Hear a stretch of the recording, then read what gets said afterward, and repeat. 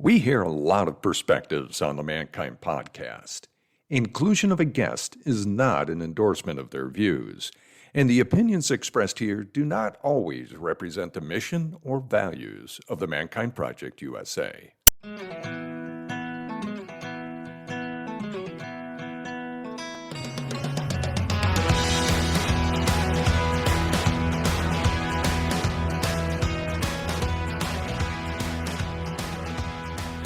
G'day, and welcome to another live recording of the Mankind Podcast, the show where we break the molds of modern manhood to prove there is more than one way to be a man, and there is more than one way to be a father. Today we have the privilege of speaking with Dr. Meg Meeker, author of Strong Fathers, Strong Daughters, and 6 other titles, and her work reminds us that your daughter needs the best of who you are, your strength, your courage, your intelligence, and your fearlessness. In a world where girls face unprecedented pressures, emotionally, socially, even spiritually, Dr. Meeker brings timeless insight. From the moment your daughter first sees you, she gives you hero status. That just landed with me so heavily, and I felt the responsibility, but also the pressure that came with that. So we're going to talk about that. And my hope is that this conversation is going to imbue onto all of the fathers out there as you step into this role, or if you've been a father for a number of years, about understanding the importance of your presence and the purpose behind your role. You become your daughter's first anchor and protector. So let's explore how strong fatherhood shapes not just our daughters and not just ourselves, but also the future of mankind. And with all of that, Dr. Meg, welcome to the show. Thanks for having me, Brandon. Yeah, it's a pleasure to have you. I was just sharing with you on that we just got back from vacation. It was a perfect opportunity to sit on the beach and absorb the information. And man, so many big ahas. But I just want to start off with, tell us a little bit about what was your calling to write this book, and tell us about how your profession as a pediatrician led and bridged there. Sure. Well, first of all, I never set out to write books. They sort of came out of what I was doing in my practice, my personal life, and then what I was seeing happening to the people that I was speaking to. Many years, my husband and I raised 3 daughters and a son, and he was a really good dad. He is a good dad. And one of the things that I saw in him is he sort of empowered our daughters, but he was gentle and loving, but he was very much a strong presence. He was very strict and so forth. And that was my father as well. What I was seeing in my practice, I interacted with a lot of kids, particularly daughters and their dads, because a lot of teen daughters are more comfortable seeing me than teen boys. So I had a lot of daughters.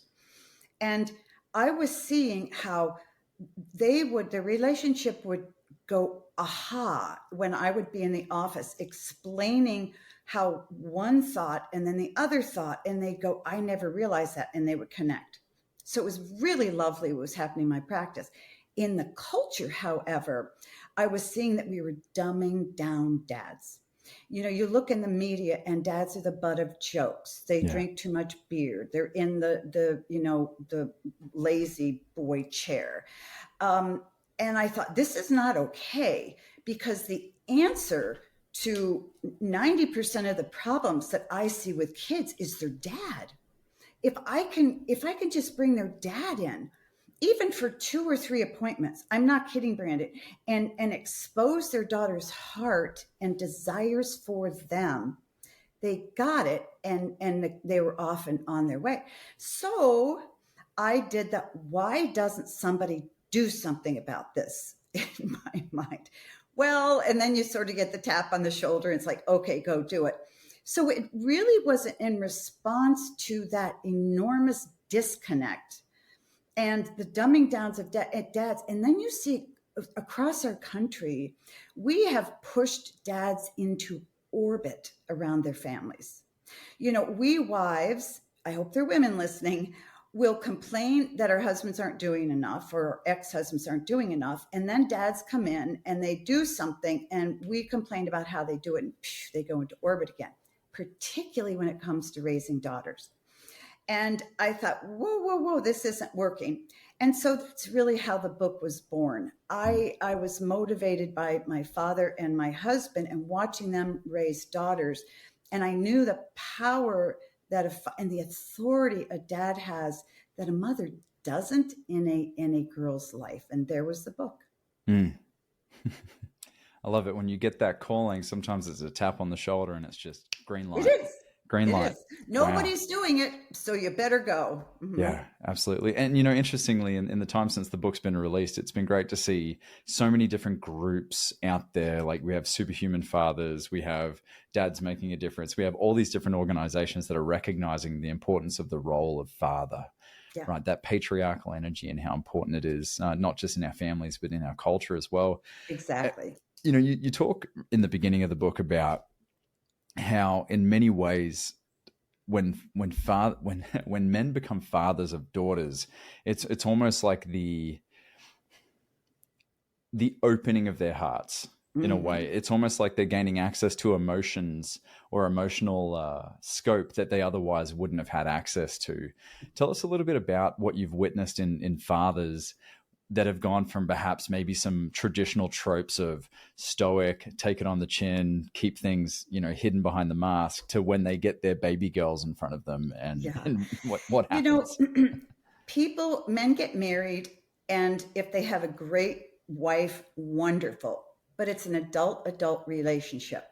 And there's a love and an intimacy that you experience that's like none other, hopefully. But when a daughter is born, it taps into your deep wiring. And your wiring is, I want to love on a deeper level. I want to care for somebody who needs my care. Your wife likes your care, but she doesn't need you because she's an adult. This little girl needs you, not just anybody. She needs you. You want to protect her. And, a lot of times what we're doing is we're blunting men's desires to protect. No, that's a terrible thing. But it comes on strong when you have this little girl. And there's a sense that I alone can show her the way. I alone can teach her to be strong, to protect her, to show her male love that her mother can't. I alone am an authority in her life, the likes of which she'll never experience in anybody else. So I think when that daughter comes, all of those deep feelings and that wiring, and it's the wiring, Brandon. It's like a spark hits the wiring, and you're connected to her in a deep way. The other great mystery, which I really try to encourage dads to understand, is the moment she's born, she knows you're not mom. You feel different from mom. You smell different from mom. She wants to attach to you in a different way. Your voice is lower. And when you hold her, she feels so secure because you're stronger than mom. A lot of women hate to hear this. I don't care. Because my job is to talk for kids. And so there's this mutual deep connection that she has not experienced. Of course, she's a newborn, but that you haven't experienced because you've never cared for someone who needs your care. And so I've seen this in my involvement in the work and around men's groups and such, and you see the burliest of men just become the most delicate, tender, loving nurturers for their children, whether it's daughter or son. I've witnessed that. Where do you believe the balance is needed or necessary? Because there is a lot of research, and we've had many of the folks responsible for that research on this show about the importance of fathers learning to actually soften their edge in ways emotionally with their children, with presence, meeting them where they are, but also increasing their emotional capacity to meet them at that level. What are your thoughts on the importance of balancing that along with still being that masculine on the tracks protector? Yeah. I work with a number of executive men who are in, high pressure jobs. And part of what they need to do in high pressure jobs is be very cut and dry and very matter of fact and bossy. I mean, I'm bossy because when you're a physician, you're bossy. You're telling people what to do. But then you go home and you try to do that with your daughter. It does not work. You can't do that. Yeah. You can't say, this is what you should do. You have to eat your dinner. You have to go to bed. It doesn't work with a daughter, because when you do that, she pushes away. So you have to train yourself. One of the things that dads need to do, and you've probably learned this, Brandon, when you're done with your shows and you get in your car to go home, you need to really readjust. You have to reset. Yeah. You have to get into dad of a daughter mode, because you know that all of the character qualities and the habits you've built as a businessman go out the window. Now, there's some overlap. And so first thing you need to do is you need to realize you need to reset, because what you're doing at work. I worked with a number of wives of the Navy SEALs. And I thought, oh gosh, this will be great. They have a hard time, so much of a hard time when their husbands go away. They said, no, we don't have a hard time when they go away. We have a hard time when they return home, because they want to empty out all the cupboards and so forth. So you have to reset. When you're with your daughter, I think the best thing to do, you walk through the door, you look in her eyes, you look in her face, and you take her in. And you say, what is she doing? Why is she doing that? What does she want from me now? Very simple. What she wants from me now is something I haven't given all day. She wants me to touch her. She wants me to hug her. She wants me to tell her that I see what she's doing and it's great. You walk in the kitchen, your kindergarten daughter's sitting there coloring, and make no mistake, the moment you walk in the kitchen, she knows you're there. And within 30 seconds, she's going to determine what kind of day you had, because she needs your attention. If you are on your cell phone, you're mad at somebody at work, you walk right by her and she goes, oh, I'm not that important today. So you walk through the door and you look at her. And when you study her for 1 minute or 2 minutes and you say, I need to meet her where she is. I need to give her a hug. I need to say hello. I need to sit down next to her for 2 minutes. How are you? How was your day? Okay, we don't have time, Matt. Let's regroup later. That changes her evening and it changes yours. So what you do is you first walk into your home realizing you're in a different arena now. And you can deal with that because you're so used to being so self-controlled at work. You can be self-controlled at home in a very different way. And the moment you hug her, you ask her how she is, you look at her in the face, you say, you know what, let's read a story after dinner. I'm just dying to spend some time with you.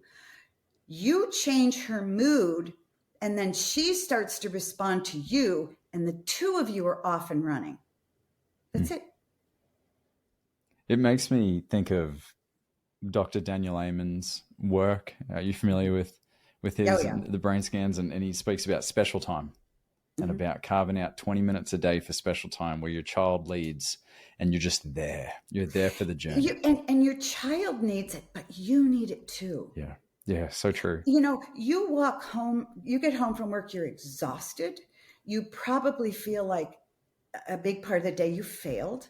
Why didn't you that? And why didn't you close that deal? And why didn't you ask that question? And so you walk in feeling a little fractured. I do this when I come home from work. Why didn't I do that? But then you walk into your home and there's your little girl who thinks you're amazing. You're it. You are the love of her life. You may not be your wife's love of your life. I hope you are, but again, that comes and goes. But to your daughter, your little girl, this little one has been wanting to see you all day. Yeah. She has been wanting for you to touch her shoulders or pat her on the head or give her a kiss on the cheek. She has wanted that all day. And that transforms you. In that moment, you don't feel like a failure because she sees you as a success. Now, as she gets older and she starts rebuffing you and she's a teenager, different story. Yeah. But she still wants you. So you step into this role of being this hero that is lovely. And if you and you didn't give yourself the title of hero, she gave it to you. Yeah. So you don't have to earn it. You just have to stay there. That's it. So this is a perfect segue because, in the book you talk a lot about the importance of daughters seeing their fathers as heroes. And so my question is, how can fathers approach this without feeling too much weight or pressure? I mean, you did say before that, you alone, you said that a couple of times, you alone as a father. And my current paradigm from what I've been learning from my dad mentors has been... Sorry. Gotta turn up. Go ahead. My current paradigm into fatherhood, again, I'm very early into it, is that, who am I alone to say that I'm the sole model of healthy masculinity and healthy modeling? Isn't it important for my daughter to have other like coaches and maybe family friends that are great role models, so it isn't so much pressure on me to be the be all and end all? Because it seems like a pretty tall pedestal to fall from. Mm-hmm. But it really isn't. And here's why. But I'll answer those are two questions. What your daughter needs and wants for you are not the things you think you should provide. So you don't have to be this expert at anything. You don't have to earn a lot of money. You don't have to make sure she has the clothes she wants. You don't have to make sure she has a cell phone when she's 17 or 16 or whatever. You don't need to do that. To be her hero, you basically need to satisfy 3, maybe 4 needs she has. Very simple. She needs to know that you want to pay attention to her. You walk in the house and you sit with her, and when you just focus on her for 15 minutes a day, 15 minutes every other day, that keeps you her hero. Because you're the guy who shows up. You're the guy who's always there. You're the guy who's smarter. And so you don't have to literally be smart, but she believes you're smart. And that's what I try to get through to dads. You don't need to be anything more than you already are. So she needs to know that you're going to give her attention. Get off your cell phone for an hour in the evening. Who can't do that? Okay. And then she needs to know that you accept her.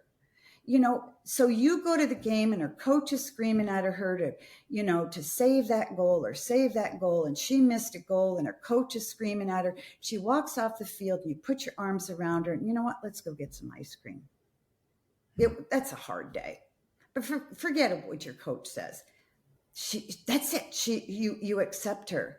And then you have to show the affection, because when dad shows her affection in a daughter's heart, she is somebody. She's somebody. Her value comes from the fact that dad sees her and wants to touch her and hug her and love on her.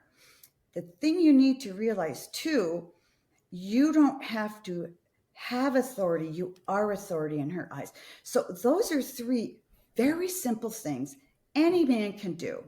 Sometimes you have to practice, you have to work at it, because some men are very uncomfortable with touch and affection, particularly if they had a bad relationship with their mother. So take the pressure off your shoulders. The pressure on your shoulders doesn't come from your daughter. It comes from what you expect of yourself, what your friends say about you, right. What the culture says is you need to be sensitive and you need to this and you need to that. Once you grow closer to your daughter and you start meeting those 3 needs, you will become more sensitive. I want one quick anecdotal story. When I was 16, I decided I'm going to go to medical school. That's it. And that's what I focused on. All women's college. Did I study? I applied to medical schools and I wasn't accepted into any one. Now, my parents never pushed me to go.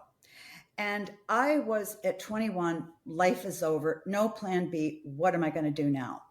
My dad was a very quiet man, and I came home after college, hadn't gotten to med school and so forth.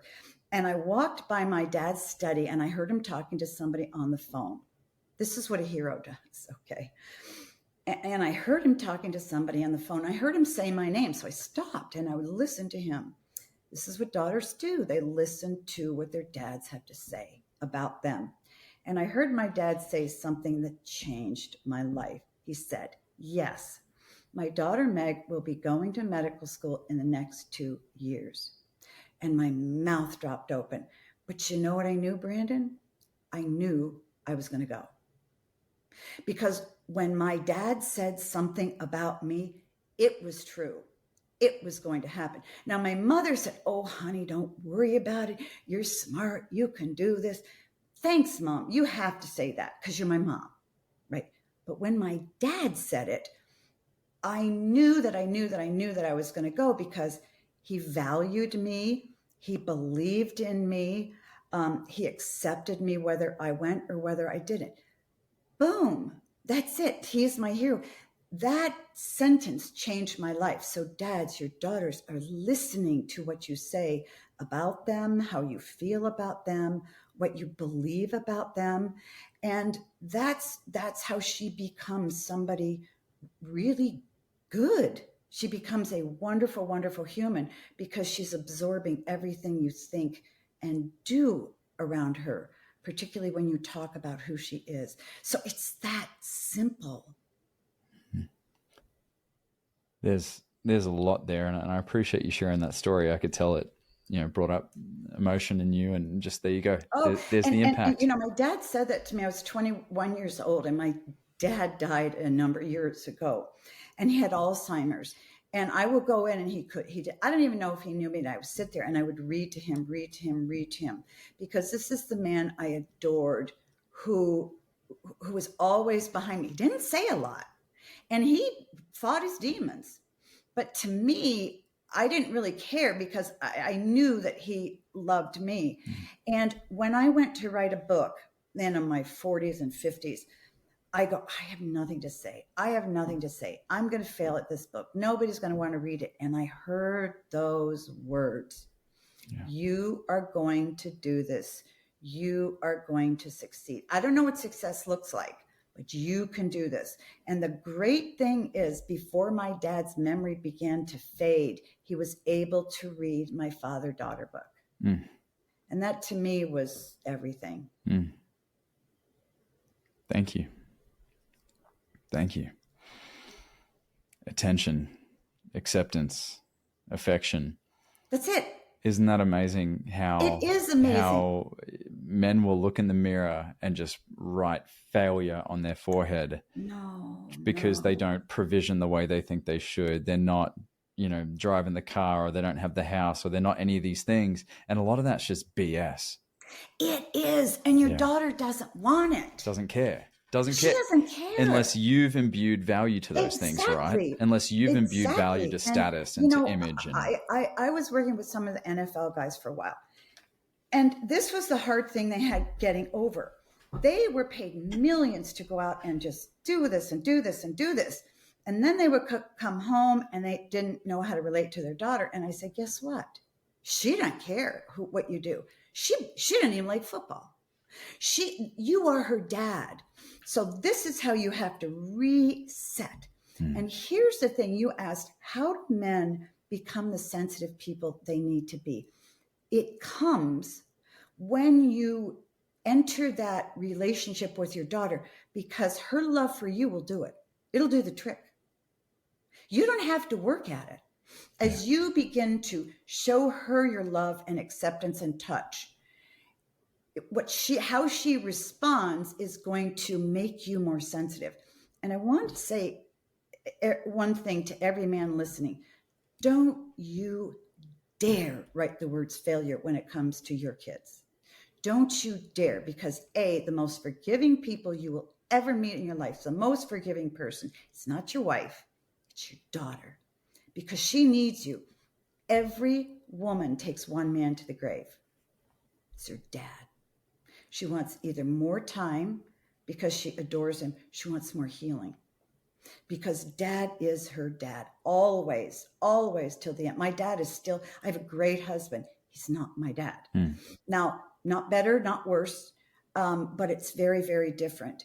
And so men need to understand, when you feel like a failure, get the word out of your mind. Your daughter doesn't see you as a failure. Yeah, maybe you scream too much. Yeah, maybe you're this. Yeah, maybe you don't pay enough attention. So ask for forgiveness, move on, because you're no longer a failure. My belief is this.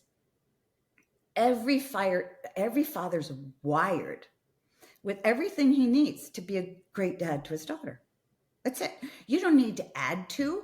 You don't need to be successful at this. All you need to do is to be open to what she needs.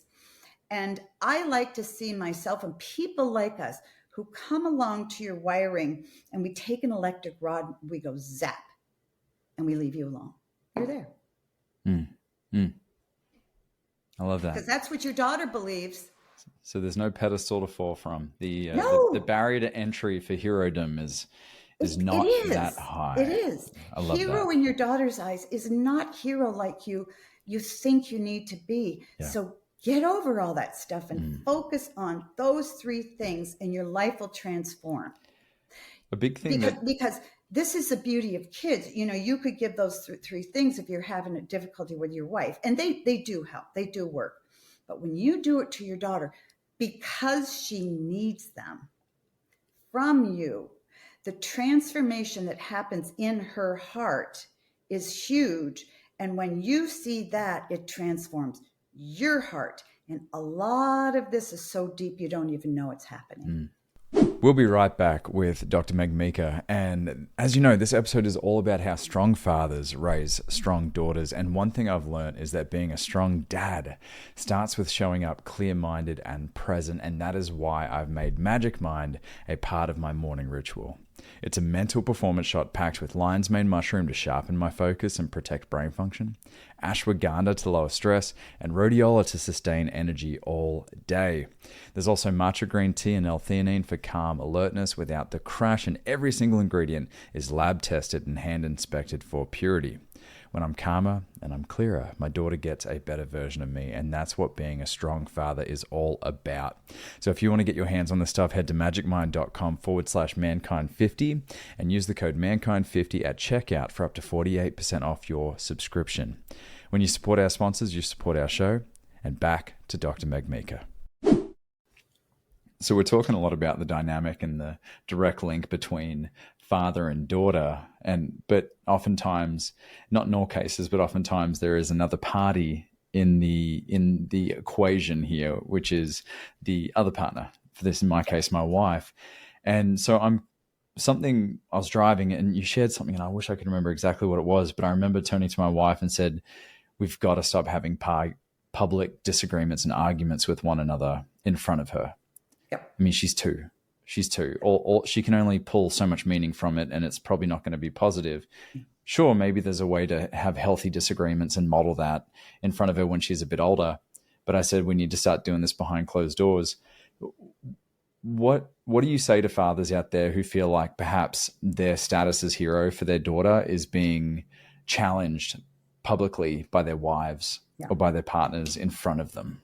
Yeah. You need to be very, very clear that you don't argue in front of them. Now, some people say, oh, kids need to see arguments and resolutions. Not when they're 2, not when they're 10. And I'll tell you why. Because when you argue in front of your daughter, she hurts for you and hurts your mom. Your wife. She's trying to figure out who's right, who's wrong. But this is shaking my world because mom and dad are the ground I stand on. And when they're disagreeing, I feel very, very insecure and unsteady because I don't know what's going to come from this. In a child's mind, if you argue about what you're going to have for dinner, she's wondering if you're going to die or if you're going to get divorced. Yeah. She doesn't know what's going to happen in 3 months or 2 months. All she knows is what's going to happen in the next 5 minutes. Yeah. It rattles her to the core when you argue in front of her. So have your disagreements away from her. If you hurt each other, it's probably good for you when you've regrouped and you've all calmed down to say to your wife, you know what, honey, in front of your daughter, I made a mistake and I'm really sorry. That's it. Repair. Don't tell her what you made. You know what? And kids who've gone through a divorce, the kids in my experience who do the best are the kids whose parents won't tell them why they divorced. Interesting. Because it pits one parent against the other and she has to choose. Dad leaves because he had an affair with another woman. Guess what she's going to do? She's going to defend her mom to a hilt. and be so mad at her dad, ripping mad at him. It's going to take years to get over. Whereas So when the she's an wife who adult, goes, your dad is such a do. It crushes her, and it harms her relationship with her dad. So yes, you're absolutely right. Disagreements behind closed doors. Don't pull kids into an adult situation. don't pull kids into an adult situation or an adult argument. Yeah. They can't process it like they do, like we do. Yeah. But it's perfectly fine to say, I'm sorry in front of them, no details, to your wife, to your daughter, to your son, to your friend. I'm so sorry I yelled at you. You know, yeah, you were wrong, but I shouldn't have yelled at you. Yeah. Done. Period. Done. Period. I love that. Yeah. Yeah. And you have some great anecdotes in the book that go into when you say that, you know, the kids don't even need to know the content of the argument. Most of your anecdotes in the book follow that path, is that, you know, mum or dad made a mistake and they're just letting you know. And the kids, funny, you know, one story where the parents sit down the kids and all the kids are thinking mum and dad are getting a divorce because things clearly haven't been good between them. And so when they finally shared that, you know, daddy made a mistake and he's working on it, they're like, so wait, you're not getting a divorce? And they're like, no, we're sticking by each other. But kids' minds will go there. Then they run out of the room and they go on and do what they're going to do. Yeah, it made me think about my parents would have these knock them down, drag them out arguments when I was a kid, and I could hear all of it from my bedroom. And it's so true that I would hear them argue and then I would feel that ground get shaky. Interestingly, my parents had a trial separation when I was 7. I didn't even know. But interestingly, I don't remember second grade. Wow. There's trauma. Yeah. There's trauma there. The brain went into survival mode. Yeah, you do. And in a child's world, it falls apart because not only are you frightened your parents are going to get divorced, but in their mind, they jump to death. Yeah. Dad has a lower voice. Dad is mad at mom. What if he kills her? I'm left living with dad. That would be horrible. Those are the jumps a kid makes. Now, an adult's going, oh no, you know, kids don't want to know what the argument's about. They just want to know if you're not going to die and if you're going to work things out with mom. That's it. Yeah. Okay. And that's why divorce is so devastating to kids, because it blows up their world. Mm-hmm. I see it all the time. It just blows up their world. And look what it did to you, just the arguments. Yeah. A whole year of your life is you can't remember. Mm-hmm. That's how deep the trauma is that you don't even realize when you're a kid. Yeah. Kids are survival experts, aren't they? Right. They will find a way to get their needs met. And unfortunately, those survival mechanisms turn into grown-up behaviors, right? They're that evolve into different, in our work. They're not ready for it. Yeah. In our work, we call it shadow. So your job as a great dad, okay, is to understand she's little and you're big, and you are not going to, like I said, pull her in there, but your job is to make her world okay. That's part of the safety. That's part of the protection. Okay. Yeah. There are things that are going to happen in your life, and I am the buffer between those horrible things and you. And my job is to stand between you, not to make your life perfect, not to make sure you score every goal or you get an A on every grade. Not that. I'm not talking about that. But my job is to keep you from adult worlds that are going to hurt you. And that's why I'm such a strong advocate, kid, of no phones for girls when they're young. No way. It's devastating to them. Yeah. And we have so much. Dads, in my experience, in with my patients, is dads are the ones who say no phone. I'm not going to allow anybody, any creeper, access to my 15-year-old beautiful girl. And the mom says, yeah, but you know what? Her friends all have them. And she cries to me all day long. And I just don't know what to do. We have to do this. And a good guy will go, okay. Yeah. But a dad who really loves his daughter, nope, I'm the buffer. Yeah. Not going to happen. When I was touring with Dave Ramsey, sometimes I would say things that would just make mothers chill, like this. A daughter who's 13 would come down the stairs to go to school dressed in very inappropriate clothing. shorts, pants, shorts that are too short, a midriff, this tummy, showing. And Dad would go, oh, no, no, no. And Mom would go, stop. This is the way kids dress. She needs to fit in. It's really important for her to fit in. And Dad would back off. And I say, mothers, if Dad says don't wear that to school, she doesn't wear that to school. Dad needs to weigh in on her wardrobe. And I felt someone would just walk out of me. But it's true, because dads know something about her. And guys, that Mom doesn't know. You are that buffer. I was that age, I can tell you. Exactly. Yeah. All she wants is attention. But guys want something else. They don't care about her personality or so forth. But dads know. So that's where dads, they don't need to be more sensitive to their daughter's needs. They need to go, that's not going to happen in this house. Yeah. Scream and yell at me, kid, but my job is to protect you. Mm-hmm. So there's that balance between being sensitive to what she wants, but being protective of what she really needs. Sure. So this is a perfect time to talk about, I love this distinction you make in the book, is we want to raise pioneers, not princesses. Mm-hmm. And I love that, because from the jump, people would call my daughter princess, and I would go, whoa. There is no monarchy in this household. This is a dictatorship, a healthy dictator, like a Singapore dictatorship. But there's no monarchy here. So set the scene here about what happens when we end up raising daughters, what they end up expecting out of men and out of the world versus pioneers. Well, and your daughter... Every dad feels her daughter's a princess, and on the outside, that's fine. What dads can instill and need to instill in their daughters is a strong work ethic. You are told that you don't need to this and you don't need to that. But you are the one who comes along and says, yeah, it's better for you to read books than to sit on Instagram for 2 hours a day. I expect you to be a smart girl. I expect you to know how to work hard. And even the other day, my daughter was here and we were throwing a party for my husband's birthday, and we were running around cleaning. And I looked at her daughter, who's 10, and I said, let me tell you something, Ains. There are two types of women in the world, those who work and those who sit. You want to be a worker.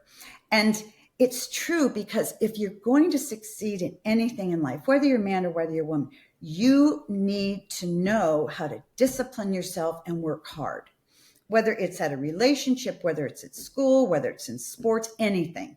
You need to know how to dig deep. And a good father helps his daughter dig deep. Moms don't really want to do that because they want life to be nice and wonderful and have their laundry done and, have their reports written by mom, so on and so forth. That doesn't teach the kid to reach deeply. And I think that one of the big problems that we have in our culture, or your generation raising kids, it's not you, but because we want our kids' lives to be so nice, we lower our expectations of them. We don't require anything. We don't require them to work, or to say, nope, you are doing your homework even if you fail on your algebra test, because you need to learn how to work hard, or even having chores around the house. Yeah. Life is hard, so you need to learn to work hard. And that's a good thing. Responsibility. It gives kids a sense of value. My daughter and husband had their 8-year-old little girls make these little blankets and take them into nursing homes and give them away to people. Yeah, it made the people at the nursing home feel good, but do you know how that empowered those kids? Yeah. I can do something to give to another person that makes me know I have something to give, and I'm going to start the blanket, finish the blanket. Expect more from your daughters, not in performance, but in responsibility, in strong character, and teach her how to live it out. Teach her how to persevere. Yeah. My dad in that moment taught me to dig in my heels and make sure it happened. You teach a daughter to persevere, she's less likely to quit in anything. And so that's what I mean between the pioneer woman and the princess who expects everybody to do stuff for her. Yeah. That's a way to ruin your kids. And we're seeing that. We're seeing kids who grow up and try to find a job, and they want their first year out of college, they want $250,000, and it's 9 to 5, and they want to work from home when they want to. That's not life. That's not life. This has been really cool. You know, when we found out we were pregnant, one of my best friends had a child 6 months before we did. Mm-hmm. And they were in the throes of it. And I said, man, what are you learning about yourself? And he goes, man, I'm learning just what I'm capable of on very, very little sleep, very little time, even pressure on resources. And interestingly, like I had a very privileged upbringing in a lot of ways. And I've had to learn grit. And you talk a lot about the importance of grit, that the fathers model that grit. Yep. And I've learned a lot of that retrospectively in a lot of ways, that I'm learning what I'm capable of. My wife and I both are getting stronger. I feel like the ability to not only hold the weight of the responsibility, but also the weight of the emotions. Like just yesterday, we had a devastating tragedy happen in the family, and I'm at work today. You know, it's exactly. I'm at work today, and otherwise I would have probably taken a mental health day or something like that, which, you know, there are time and place for those. But, you know, my wife checked in with me. It's regarding my family in Australia, and we're probably going to have to fly back next week. And my wife said, "How are you doing?" And I said, "You know, I feel strong." And there was no other way. Your daughter, yeah. How old is she? 2.5 to 3 in November. If she were 10, she'd never forget that. Mm. I mean, she's 2.5. Yeah. So I don't know what she'll remember. Yeah. That's grit. Mm-hmm. That's working in the face of a horrible situation. Mm-hmm. Maybe you're grieving deeply, which I'm sure you are, and I'm so sorry for that. Or you're having a horrible day, or you are so afraid. But strength faces it and marches through. And that's what your daughter can learn from you. Yeah. And so dads say, what do I need to do to be a hero? You're doing it in this moment today. Yeah. But you didn't even think about it. Right. Yeah. And so that's what you show. That's how you get a woman who not only survives, but she thrives. Yeah. She can fight for her family. She can fight for her marriage. And she's not a jerk, but she knows what she can do deep down. And a lot of women don't know that growing up. A lot of women, okay, I can't do it. I'm going to go do something else. I need therapy. No, you need to do the hard stuff even though. And that's what dads can teach their daughters. Now, mothers can have grit too, of course. But what happens is mothers tend to want to coddle. No. We want to protect your daughter from all the pain that's happening. And not my wife. No. You know, she's with you, and you don't bring into an adult conversation. However, you show her how to live a strong, courageous life. And when she's 10 or 8 or whatever, you tell her about today. Tell her about today. Yeah. That's all you need to do. Yeah. The cool thing about it is, this is what I'm learning about my strength as I feel like I'm getting stronger, and what I want to model for her and subsequent children, we're expecting another, is that this isn't a denial of emotion. This isn't a shoving down or repressing, a denial of sadness, of grief. And so it's being able to model to my daughter, like, yes, daddy can cry, and daddy feels sadness, and daddy feels anger, and daddy feels shame, and all these things. So it's not denying that even exists. I think that's where we get in the dangerous territory around manhood. Absolutely. And how many men, how many fathers have to be right, and they don't want to say, I'm sorry. Mm-hmm. And I think that a lot of that is pushing their emotions away, because in order to say you're sorry, you have to sort of look at yourself and like repent and go, man, I really messed it up. Yeah. That's bringing your emotions out. I think what men need to understand is real emotion needs to come out. not emotional platitudes, if you will. Yeah, if performative. You will. When you allow your daughters to see who you are without giving the gory details, right, or the painful details, but say, Dad was really sad and I just cried and cried and cried. And the reason I cried is because, my heart is very much the same as yours. And we have to be, there are times we have to be sad. There are times we have to just be sad, but we go past that sadness. Through it. If you don't allow yourself to show it, your daughter and your son feels that it's off limits. They shouldn't feel it. And so you transfer that. I think where we go wrong is we tell men, you need to talk to everybody about everything that bothers you and hurts you and you're upset about. No, you don't. There's a lot you can deal with. But when it becomes raw and real, you have to allow it out, and you should never be ashamed of allowing. My husband cries quite a bit, and the girls are used to it now, so they don't go, ooh, ah, Dad. And, but when they were little, he didn't a whole lot. But as you get older, one thing you start to realize, particularly men, I think, good men, start to realize the feelings in their heart are good. The feelings in their heart need to be shown, not to everybody. Yeah. And you don't always need counseling because you're this or this or this. You just need to let that out, and then you can resolve it. So men need to give themselves permission to feel, but they also need to give themselves permission to not have to tell everybody about it. They'll figure out the balance. And that, shameless plug, join a men's group.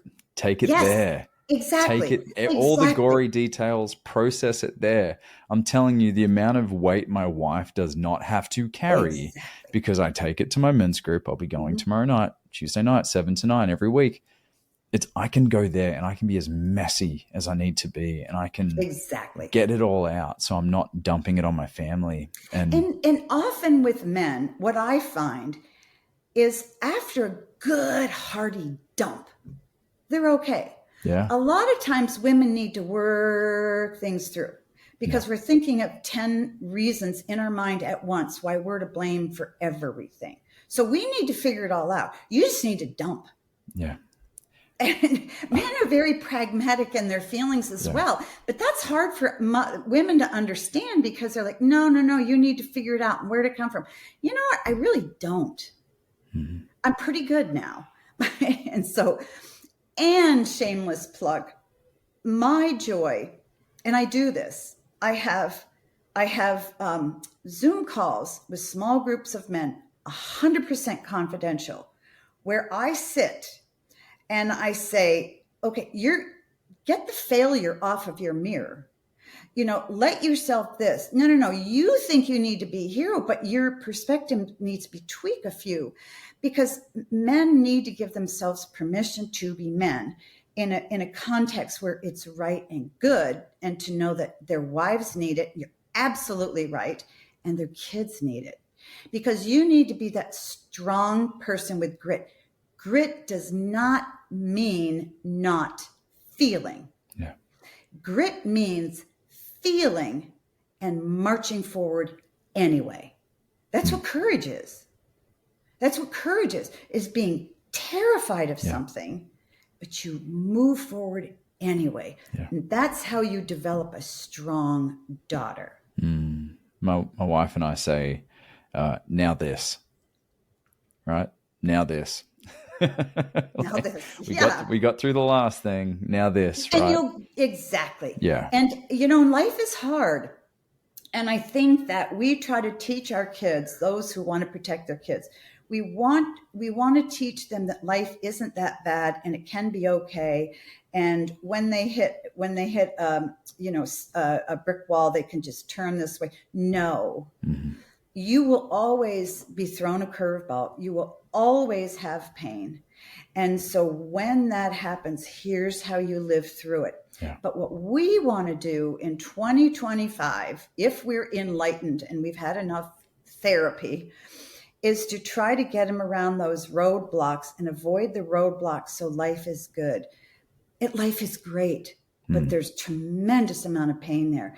And when you teach your kid how to handle pain, what a great service you're doing your kid. Yeah. I want my daughter to know that pain and heartache and tragedy, they're not an injustice of life. They're a feature of life. It's a feature. They're a feature of life, and you have survived terrible pain, and you've walked through it and survived, and she can do the same thing. Yeah. The odds are in your favor. Beautiful. Well, I want to finish on this.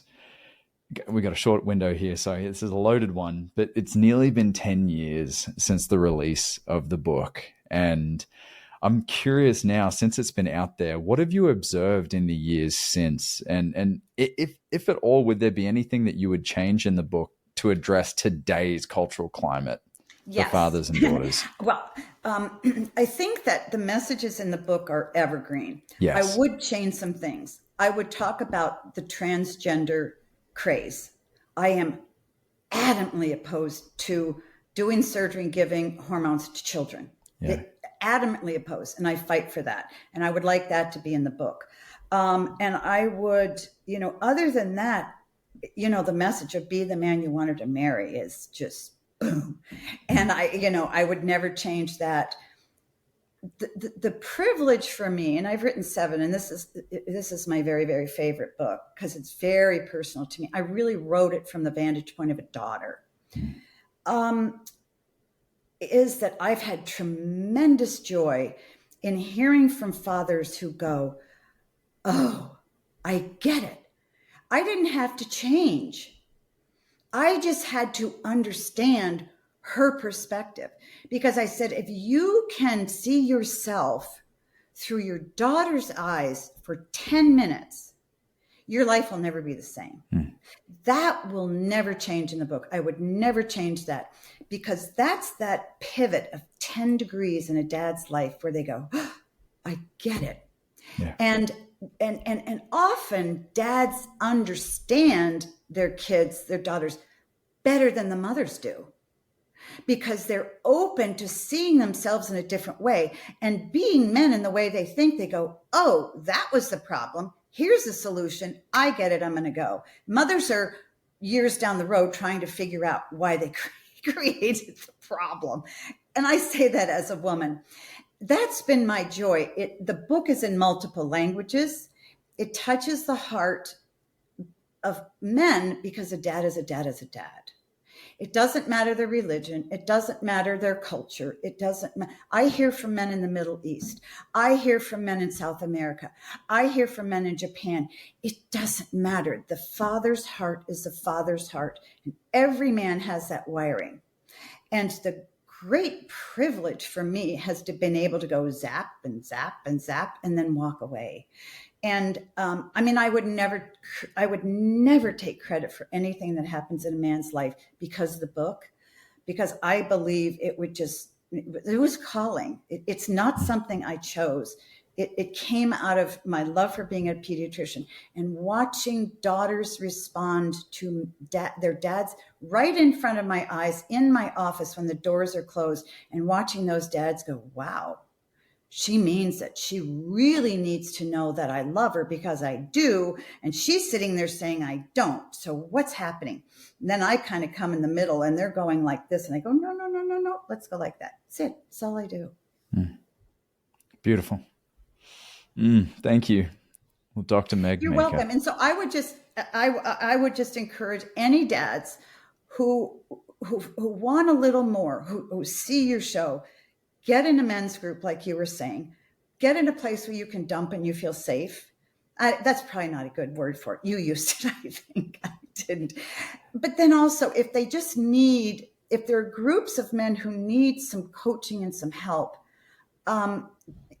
email me or go to my website and say that, because, like I said, at this point in my career, doing what I'm doing with you now and in trying to encourage you and men out there, that's what I want to do. So there's another resource for them.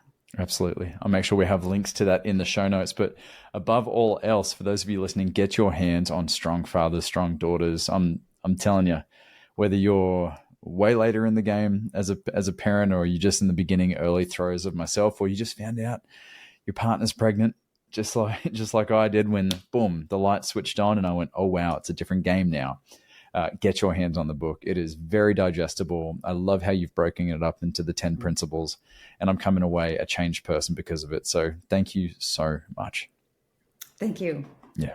And of course, the greatest thanks goes to you, the listeners who show up each and every week for this, the Mankind Podcast, the show where we break the molds of modern manhood to prove there is, in fact, more than one way to be a man and to be a father. What do you say, Meg? Have we done that today? Yes. I know so too. Lots of love, and we will see you next week.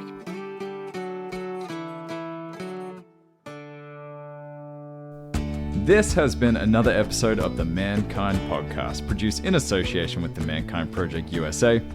We have been your hosts, Boyson Hodgson and myself, Brandon Clift, and we want to thank our guests for joining us today and imparting their wisdom from their experiences in this amazing journey called life. If you want to find out more about today's guests and support them in their mission, you can find links to them in the show notes. Now, if you have found gold and insights that you believe could benefit your loved ones and those you care about, be sure to share it with them. And of course, we are always grateful for a rating and review of the show on iTunes. Now, above all else, we've got to thank you, the listener, because through your attention and your support, you have made it possible for us to let men all over the world know that they are not alone and that there is more than one way to be a man. And if something in this episode has touched you, then perhaps it is the call to action to get involved in men's work. With live trainings happening constantly and in-person trainings happening all over the world, the Mankind Project definitely has something for you. Now, if you've enjoyed the music in this episode and all of our episodes, be sure to check out Jim Donovan and the Sun King Warriors. I have links to them in the show notes. And lastly, just know, what it means to me to be a man is completely different than what it means for you. That is the beauty of this journey. So if you are looking for guidance, support, and community as you begin to unpack and dive deeper into your men's work journey, then you know where to find us. Same place, same time, next week. Lots of love. We'll see you then.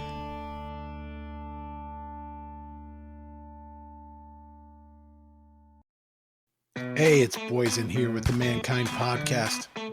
We are closing in on 100 5-star reviews of this podcast, and we have a goal. Brandon and I want to get to 250 5-star reviews. So help us out, will you? Please go to the Mankind Podcast on Apple Podcasts or Spotify and leave us a review. Thank you.